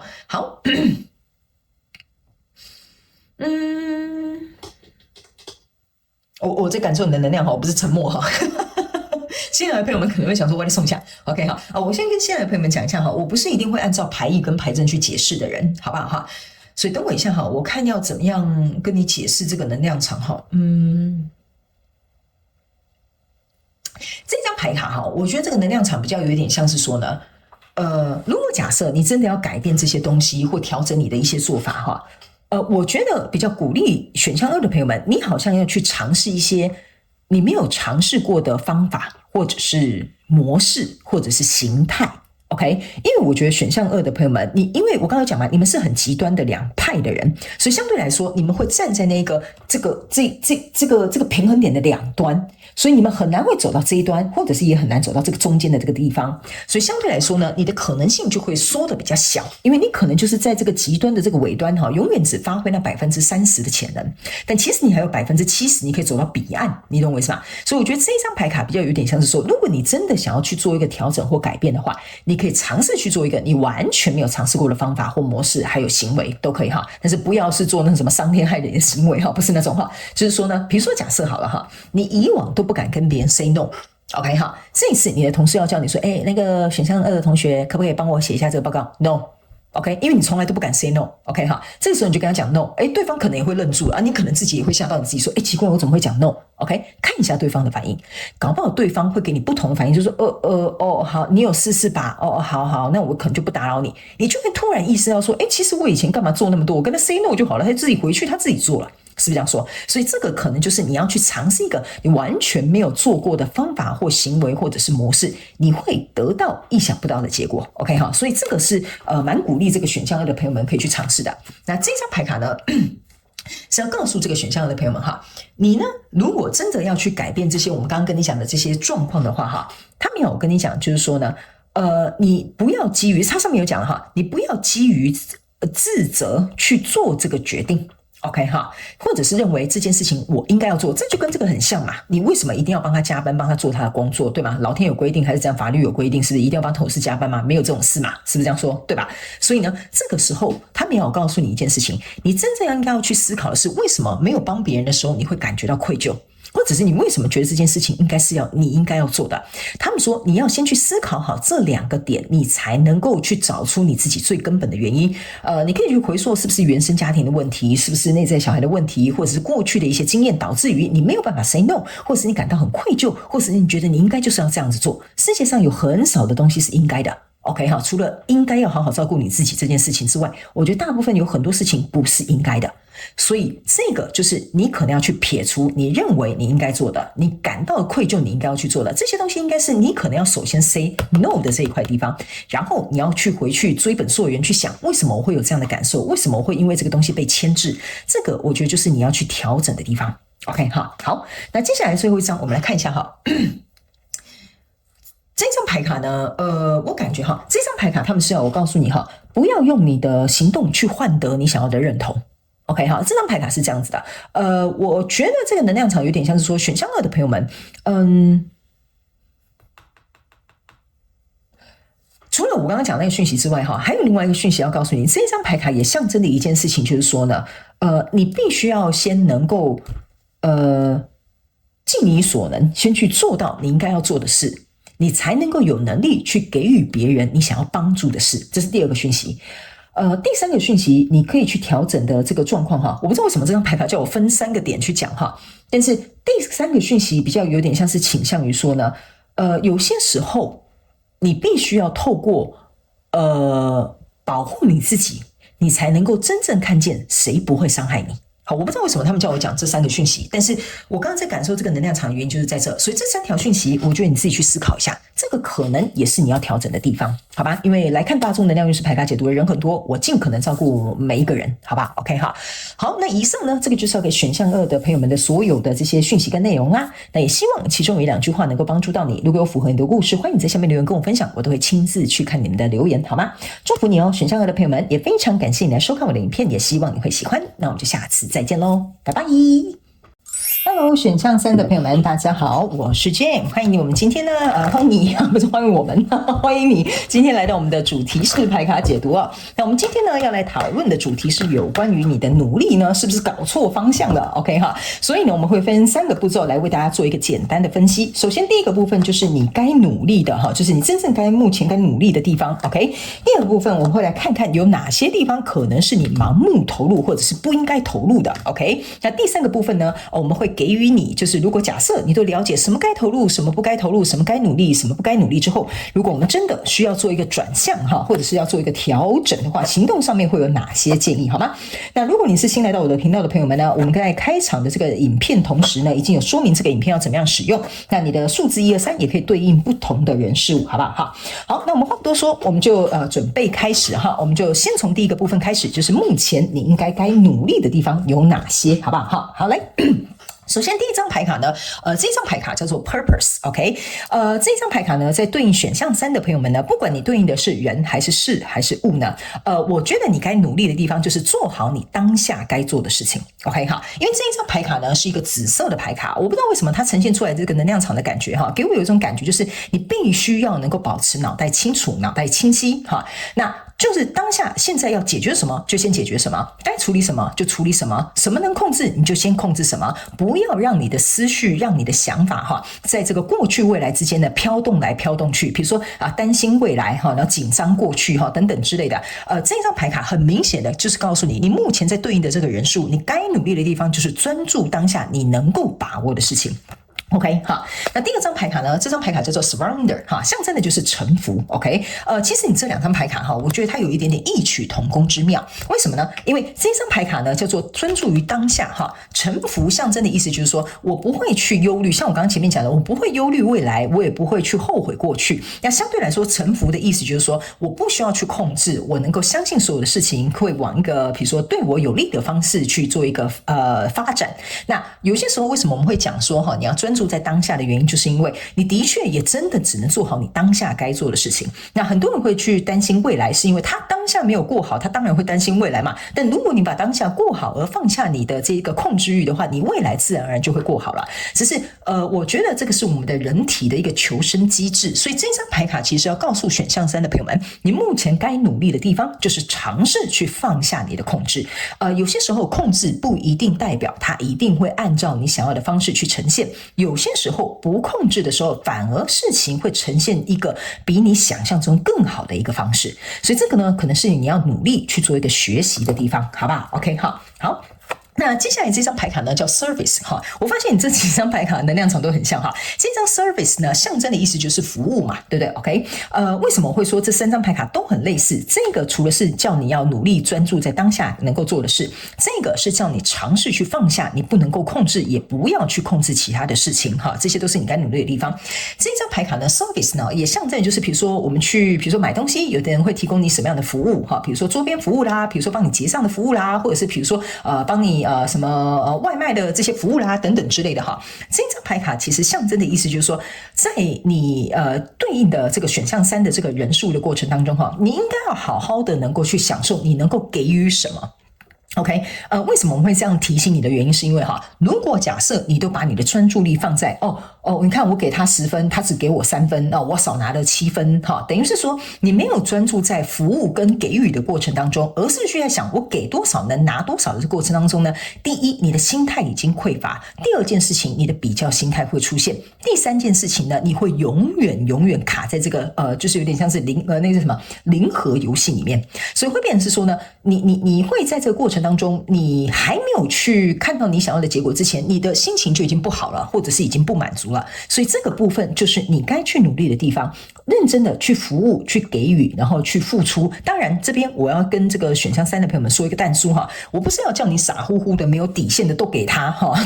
我的意思是说哈，你在给予的过程当中是真心诚意的，然后并且是你觉得是以舒服的方式去做一个给予，然后不要去想这个东西到底会不会回馈或反馈到你的身上，因为当你是很开心、快乐的去给予，你不用太担心哈，这个福分或这个福报或这个能量，它自然而然它就会回到你的身边，只是或许不是按照你想要的形式出现，但是并不代表不会帮助到你。这个我自己在人生上面有很多经历都是这样的，我常常去帮别人做一些小事，到最后呢，比如说我做10件小事，可是有一次我可能真的需要有一个人帮我一个大忙的时候呢，这个时候就突然有一个人出来帮我这个大忙。OK， 所以呢，大家不要认为哈，你去付出跟给予跟服务他人这个东西看似是一个小事，终究这些好的东西都是会回到你自己身上的。OK， 所以这个就是你该努力的地方，放下这些我不是说你会很会计算哈，但我要用这样形容，就是放下这些利弊得失，放下这些计算的这些东西，我觉得你会过得比较开心。这也是这一张牌卡要告诉你你该努力的地方啊。来，那这一张牌卡呢叫 Judgment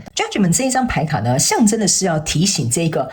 选项3的朋友们哈，你目前该努力的地方呢，其实是要告诉你不要做过多的预设立场。OK 哈，就是说有些时候你预测当然我们有些时候会做一些规划，那当然是没有问题的。可是呢，有些时候的预设立场，那是来自于你心里自己内心的投射，并不代表你在对应的这个选项3的人事物可能本质是长这样，或者是他们想的想法是这样，或这件事情的走向会变成是这样。所以有些时候你在做太多预设立场的同时，你非常有可能第一不够客观，第二你可能会偏离轨道，第三这件事情可能原本会用一个可能另外一种方式去做一个发展，反而你这个预设立场哈，我觉得有些时候哈会变成是打击自己的一个方式。我为什么会这样子说呢？原因就是因为比如说假设好了，你就是预设立场，今天我生日，我的男朋友应该会帮我庆祝吧，偏偏他刚好今天不偏不倚，他就刚好要加班，或者是有一个大客户要来，所以这个时候你是不是就会打击你自己，你就会很失望，就觉得说这么重要的日子你不陪我，你今天去陪客户 OK 哈？那当然我讲的是一个比较极端的一个状况，所以呢我才会告诉你，这个预设立场有些时候不一定会为你带来好处 OK， 有些时候你反而会拿这个石头砸你自己的脚，所以你该努力的地方是放下你的预设立场 OK 哈，然后顺其自然。因为我不知道为什么我在读你的能量场哈，都是希望你能够顺水推舟哈，或者是这种顺势而为的一个能量，在你的这个选项3的朋友身上哈，我觉得这是一个蛮明显的一个你主要有点像是你一个主要你要去努力的这个东西 OK 哈，所以呢，我觉得放下你的预设立场对你来说也是非常重要的哈。那这张牌卡呢叫做责怪 OK 哈，这个责怪呢是要告诉这个选项3的朋友们，你该努力的地方呢是指说呢，当你在对应这个选项3的时候呢，这个跟你交手的这个人事物哈，我觉得你要去想一件事情，就是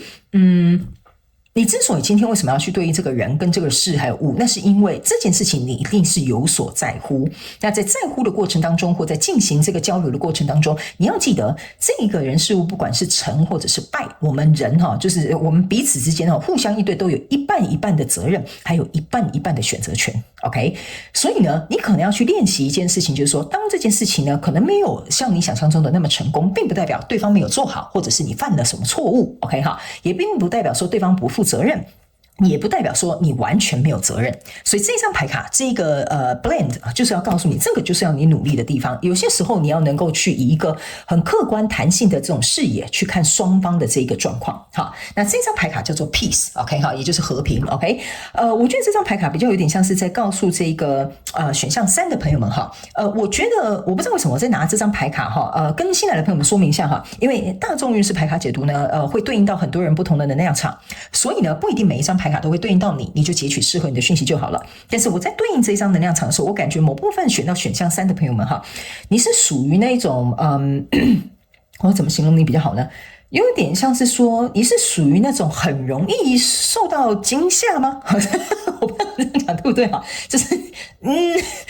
你的情绪或你的内心的状态哈，可能是很容易受到波动的，好，或者是受到惊吓好了，就讲受到惊吓好了。比如说一个什么事情就会哎呀怎么会这样子啊？哈，你可能就是很容易会有这种情绪上面的波动哈。那呢，我个人会感觉这很正常嘛，因为我们人天生就会对一些事情会有所反应嘛，这个我觉得也没什么好大惊小怪的。但是我觉得哈，如果你的内心的这个平静跟这个状态哈，要经常去怎么讲，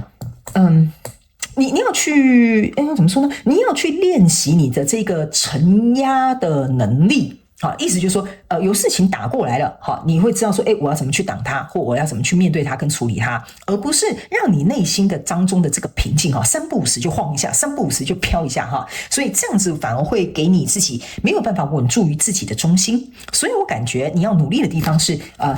增加或提升你的抗压性，好吧 ？OK 哈。这个可以对应在任何层面哦。那另外这张牌卡叫做 Freedom，OK 哈，我个人会感觉这张牌卡哈跟这张牌卡，我感觉可以一起跟你做一个说明。对不起，好，我不知道为什么哈，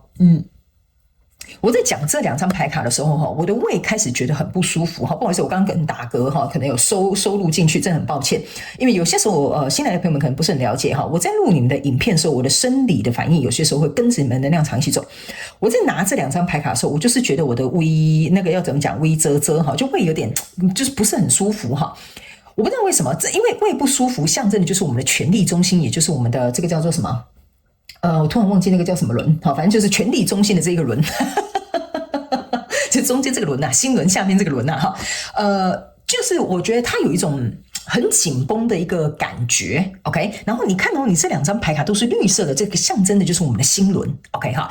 所以我总觉得呢，这个 freedom 跟这个 peace 哈，都有一个感觉，就是说，如果呢你的心一旦很容易受到波动哈，就代表说可能别人讲了什么你就受影响，其实你就是在被控制的一个状态当中，或者是被受影响的一个状况当中，那相对来说你就没有这个自由了嘛。是不是这样讲，对吧？所以为什么我刚刚会跟你讲说，我刚刚感觉胃很不舒服哈，就是我的肚子的这个力量好像要到我的心轮这个地方，我好像觉得有点虚虚的。好，我不知道我这样形容你们能不能懂哈，因为有些能量场只能意会不能言传，就是我感觉我的内在力量有点虚虚的，然后可是我好像又要抓紧一点什么，然后或者是这件事情影响了我，所以对方好像可以控制一点我什么哈，所以这个可能就是你该努力的地方，你要如何能够找回你自己的平静，还有你自己这种内心上面的这个自由。好吧 ，OK 哈，好像讲完之后就好很多了哈。OK， 蛮有趣的哈。OK， 好来，那接下来我们要来看一下哈，在哪些地方你非常有可能是盲目在投入的哈。选项3的朋友们 ，OK 哈。那呢，等一下我们在最后呢会来分析有关于，如果假设我们今天呢都知道了哪里该投入，哪里该努力，哪里不该努力，哪里我们应该不要再过分的盲目的去追求哈。那我们接下来在行动上面有什么样的改变，好不好哈？先等我一下哈，我帮你把牌卡都洗出来好吗 ？OK。选项3的朋友们呢，我个人会感觉你们某部分的人是属于蛮杞人忧天的，我不知道为什么突然有这个，我在洗牌的时候有这个感觉哈，有可能是某部分选项3的朋友们，你的习惯可能比较杞人忧天。那我个人会感觉杞人忧天这个也不是什么不好的缺点，只是说用在对的地方，我觉得一定是会有它的帮助。可是我觉得你的这个杞人忧天比较像是人家是看到黑影就开枪你是连黑影都还没有看到就先开枪了所以我感觉你的这个敏锐度就那个敏感程度可能要稍微调整一下，好不好？这个可能也是你该努力的地方。好，来，接下来我们来看在哪些地方你可能是盲目的投入或者是不应该努力的地方不要在那边浪费你的时间跟精神，好不好？来，这张牌卡呢叫做这个状况是可以被提升的 ，OK 哈？这个呢，我个人会感觉呢，某部分的这个怎么讲？选项3的朋友们，这个你不应该在盲目去努力跟投入的地方，就是说呢，你看这是一个女生她在一个黑暗的，就是怎么讲海底那旁边当然是有这个是海豚吗？还是什么？这应该是海豚然后你会看它好像是要扬升好像是要往上走的这一个感觉，然后连这些海豚都有点像是要一起跟着它往上我个人会感觉呢，某部分选项3的朋友们，你会盲目投入的地方，就是说。有些事情可能已经我要怎么形容比较好呢？可能已经是无法挽救，或者是你明知道没有结果，或者是这个东西做了就是比如说不会赚钱或者是比如说就根本是一个有去无回的一个状态你可能都会想说不行，我要想办法把这个东西提升，这应该还是有可能的。所以我觉得某些时候你会在对应的这个选项3的这个人事物上面呢，就是你会我会这样讲有点像说你不希望心中的那个希望或者是那个唯一的那个光让它灭掉我不知道我这样讲你能不能理解，就是说你心中还是抱有一丝希望，你不想要这么快就打定或者是打断这个主意或怎么样，但其实这个就是我刚刚讲的，你可能会过分浪费你的时间跟你的精力在这个状况。OK， 就是有一些东西我们可以尝试努力，但是这张牌卡是很明确告诉你，有些东西是不能努力，它不能凭你有希望而努力。OK 所以这个你可能要去想一下，比如说这边我举个例比如说你现在在对应的这个选项3可能是一个感情你已经知道了对方就是已经没有要跟你在一起了 OK， 但他可能会回你讯息，我告诉你他会回你讯息就是这一道光你看他还有回我讯息，他应该对我还有感情吧，他应该还想要跟我联络吧，或者是想要跟我当朋友吧 OK 这旁边黑黑的地方就是已经在告诉你，你们两个已经就没有在一起，他可能甚至已经开始跟别人约会，可是你觉得他跟你有互动，这个就是那个希望，你懂我意思所以我才会简单的举一个例跟你讲说，你不能拿着这个希望去觉得说还有可能吧，会有发展吧，可能会有未来吧，那你就会变成是在这边盲目的投入过多的时间跟这些精力在上面，好不好？这个就是我要跟你提醒的一个状况 OK 好，那接下来呢，这张牌卡叫做在接下来未来的这几周我感觉呢，这张牌卡蛮特别的，因为它是一个时间上面的限制我个人会感觉呢，它是一个额外的补充讯息，要提醒选项3的朋友们，在接下来这几周呢，我个人会感觉你们某部分选项3的人会有一些人际上面的变动。OK 那这个人际上面的这个变动呢，比较倾向于说你会看到一个大洗牌或者是你可能需要断舍离，或者是有一些事件发生，让你知道说有一些什么人际关系可能不再适合你这个过程呢，他们要我提醒你，我不知道为什么这个跟这个有一点像是类似连在一起我觉得好像要你要你去接受这个现状。我觉得这个能量场比较有点像是这样 OK， 所以这个像是这一张牌的补充讯息，就是如果假设在接下来这几周你有一些人际关系是需要断舍离的，需要做一个切割的，或者是需要重新做一个布局的他们也要告诉你就放下它吧，会留下来的人就是会留下来，不会留下来的人呢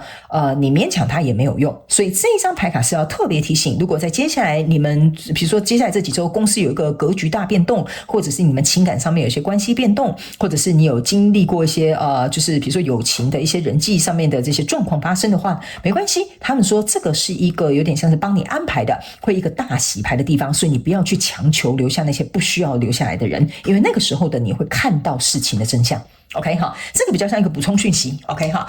那接下来呢，现在的朋友可能会讲说我可以得位我在讲什么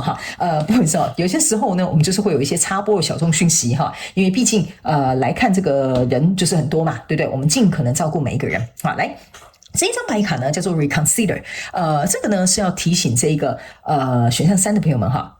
有些时候你会太过于犹豫到底要不要做这个决定 ，OK？ 因为这个 reconsider 这边其实有一支宝剑的，象征的意思就是说，选项3的朋友们，你不是笨呢，你其实是聪明的呢，你懂我意思吗？我会这样讲的意思就是说，你其实呢眼睛是可以看清楚这样子的状况，就是你可能在对应这个选项3的这个人事物哈，真正的情绪跟状态是怎么样。OK， 你其实是看得懂的，你也能够明白的，但你可能就是会有点犹豫哈，我不知道是这样好还是那样好，这样做还是这样做 ，OK？ 其实呢，你在犹豫的这个过程当中，这个也就是你已经盲目投入，或者是你不应该要努力的地方，因为你要去想一件事情哈，如果你对一个东西很肯定，你是不会犹豫的。OK， 你会犹豫，一定代表你对某个东西不肯定。那你对这个某个东西或这个人事物不肯定，那就代表说它没有排在你的这个优先顺序。所以其实你的答案很快就会出来了。OK， 好，你的答案很快就出来，这个没有办法骗自己的。所以他们说这个就是你可能会在这边犹豫，或者是不知道怎么下决定的这个过程当中，你只要问你自己这个问题，其实你的答案就会出来，你就不用再盲目的努力的投入这些所谓你浪费掉的这个时间。OK， 因为这张牌卡叫做 Not the right time。OK， 就是不是正确的时间或不是对的时间 ，OK 哈，所以呢，这张牌卡其实是要告诉某部分选项3的朋友们哈，我觉得你们某部分的人是有拖延症的 ，OK， 你真正该投入的哈，你不投入啊，不该投入的哈，你一直拖延。不该投入的你一直拖延，不是真正该投入的你不该投入啊，不该投入的啊，你就是在那边瞎忙，不知道在干嘛好，然后真正正事要做的你就一直拖延 ，OK 哈，所以呢，你总是会偶尔哈会找一些借口说啊，我还没有准备好啊，我还不知道该怎么做啊，我还在研究这些东西啊，我还在考虑跟他之间的这个相处的这个状况啊，好等等之类的。你永远都会有一种根本还不是时候啦哈，然后 not the right time 的时候，这个就是有点像是这样子 ，OK 哈，所以我觉得如果你总是会有一点我怎么跟你说呢？有一点找借口吗？或者是还是有一点点用一些其他的理由去包装这个东西，导致于你在这边会蹉跎，会拖延一些时间，这个也是你盲目投入，或者是就是浪费，或者是我觉得根本不需要努力的地方。OK 哈，你应该把你的精力跟时间放在你真正应该要去想要去追求的这个人事物上面。OK 哈，这个这边很奇怪哦，这边还有一个很小众的讯息，就是某部分选项3的朋友们，我总觉得哈，你们某部分有小众的选项3的朋友们呢，在这里哈，你好像在等一个完美的时间点出手，我不知道为什么会有这样的感觉。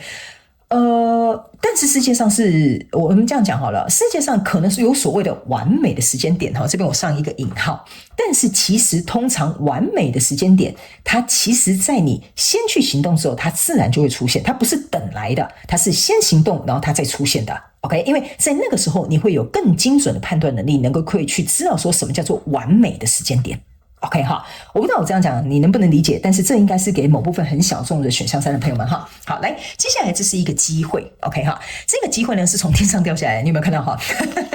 天上这边掉下来很多机会，你有没有发现哇，钱都从天上掉下来了哈？这个呢，我感觉哈，这就是为什么刚刚我准备要离开这一张牌卡能量场的时候，我又停下来又回去的原因，就是在这。我觉得你这张牌卡跟刚刚那个小众的那个选项3的朋友们有点像。你在等待一个完美的时间点，好像老天爷要给你一点讯号，老天爷要给你一点机会，老天爷要给你一点命运的安排，老天爷要告诉你今天的这个生辰八字跟我的这个什么天时地利人和刚好合的刚刚好，所以这个时候去做这件事情应该是最好的机会。OK 哈，我总觉得某部分选项3的朋友们哈，你花很多时间在等待尤其是我刚刚回去读的那一群小众的人，我觉得这个就是已经非常明显的，就是我们第二部分要跟你讲的，你盲目在投入一些根本没有必要浪费的时间。OK 哈，天上掉下来的馅饼可能有时候会有，但是不是每个人都刚刚好会接得住 OK， 但我觉得你好像某部分选项3的朋友们，你一直觉得说我这样简单举他们叫我简单举例给你听好了 OK 哈，我们就讲一个你们学身心灵的人最喜欢的一个东西叫做什么吸引力法则哈。这一张牌卡有一点像是说，好，我就在家里许愿，我想要中乐透哈，那应该老天爷就让我中乐透吧，因为我真的很想，我想要许愿，我一定会达成哈，类似像这样。这个就像我刚刚跟你讲的，天时地利人和，老天爷应该会给我个机会吧，我应该有这样子的运气吧，但是你从来不出门。你懂我意思吧？你从来不出门去买一张彩券，你也没先赚到要买彩券的那个钱，你懂我意思吧？所以你既没有本钱，也没有行动，也没有出门，然后你却在那边想天上会掉下来这些礼物，所以这些根本就是白费的。你懂我意思吗？就是说你这边光想哈，就空想哈或幻想也好哈，根本对这件事情就不会有任何的帮助，就有点像说你在幻想你的另外一半哈，应该以后就会改掉这个坏习惯，讲话会对你比较有礼貌，可以理解你对他的付出这些东西哈。这个就有点像是你现在是有点在幻想这个东西，你懂我的意思吗 ？OK 哈，所以你在想这个东西是白想一通的 ，OK， 而是你真正要去做的，就像我刚刚讲的，先去赚钱，有赚到可以买彩票的钱，然后走出门去买一个你喜欢的号码，那你才有机会从接到天上掉下来的馅饼，对吧？就跟你跟另外一半一样，你可能要先跟他沟通，或者是你要想办法能够也要改变你自己可能不足的地方，然后接着两个人可能要去调整一下共识，那你们的关系才能够变好。你在那边空想这件事情会变好，不上 calling 哈，这个他们就叫我很直白的跟你讲，好吧 ？OK 哈，所以这张牌卡呢就是一个 peaceful resolution。所以这两张牌卡也是要一起解给你听哈，跟我们刚刚这两张牌卡有点是异曲同工之妙。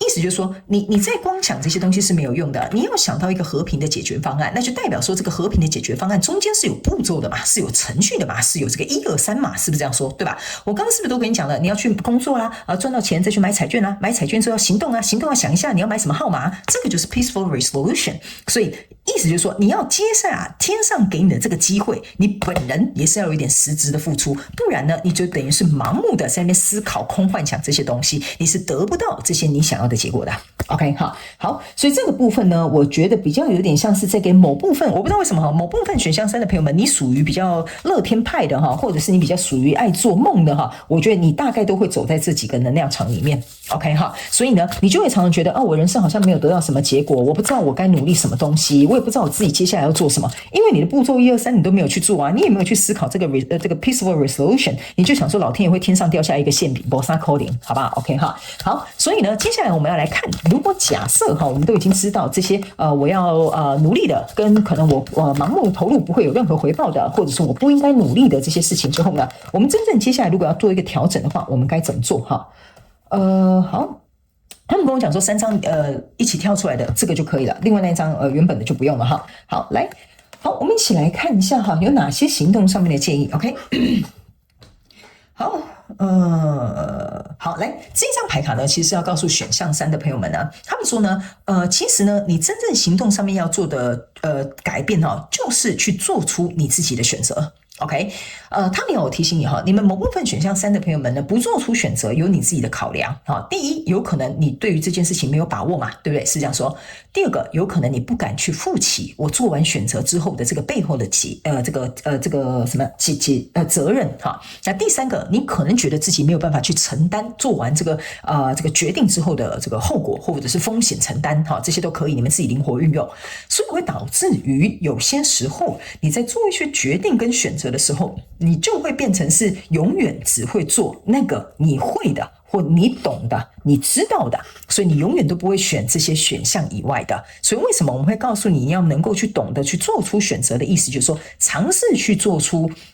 我们当然不是要叫你去什么冒很大的风险哈，但是你要尝试去做出不一样的改变、不一样的选择、不一样的决定。他们说，那你想要的这些东西，它才会长得不一样。就是你不能说我种一个苹果树，你硬要它生出一个芭乐哈，那是不可能的事情。所以这个意思就是说，你去做出不一样的选择，你才有可能去展现出人生不一样的样貌，你才会得到不一样的结果，你才会拥有不一样的经验。所以这个就是代表说，如果你真的要行动有所改变的话，这个就是你可能要尝试去做到的一件事情，好不好 ？OK 哈，好。那这张牌卡呢，是要告诉这个选项3的朋友们哈，你真正行动上面要做的一个转变呢，其实是跟你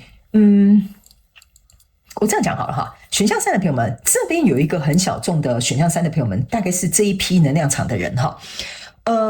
我要讲的很直白哦哈，但是请你们不要生气哈，因为有些时候我是希望把这些讯息很直白的带给你们，但我没有任何冒犯的意思 ，OK 哈。但是如果你愿意听劝哈，我愿意听我跟你讲这个很真相、很直白的话，那我觉得你可以思考看看我讲的话有没有道理，好不好？你觉得没道理，你就当做我没有讲，好不好？OK 哈，好，来，我要讲了哦 ，OK 哈，我会讲得很直白哦 ，OK 哈。好，来，某部分选项3的朋友们，这张牌卡是要特定给那一群你明明知道你没有付出努力，你也根本没有去认真的去经营，或者是你根本没有在自己身上下功夫，所以你本来就不会看到你人生有一个好的转变的这群人。OK 哈，为什么这张牌卡要特别给你的原因，是因为你可以怪东怪西，你可以怪你的原生家庭，你可以怪老板不加薪，你可以怪这整个环境不好，但是在你的心里，其实你深深的知道这个答案到底是什么。 OK， 为什么呢？第一，你没有去增加你的技能，人家凭什么要给你加薪？ OK， 好，你在那边一天到晚责怪你的原生家庭带给你的阴影，但是你也没有打算要做出其他改变，你只是跟他们成为相同的人。OK， 原生家庭我一直跟大家讲，它是让你来选择成为不一样的人，但如果你要抓着这个借口跟他们长成变成一模一样的人，那这是你的选择。OK， 所以呢，这张牌就是要给那一群人，其实你自己知道你自己的毛病在哪，你自己的借口跟理由在哪，只是你不愿意改变，你不愿意转变的那一群人。所以他们也要告诉你一件事情，你应该要去做你感觉对的事。比如说，我应该要好好的重新去振作起来，我应该要好好的去做一些理财，我不应该再这样子每个月都成为月光族，因为其实我知道我的毛病就是我很爱乱花钱。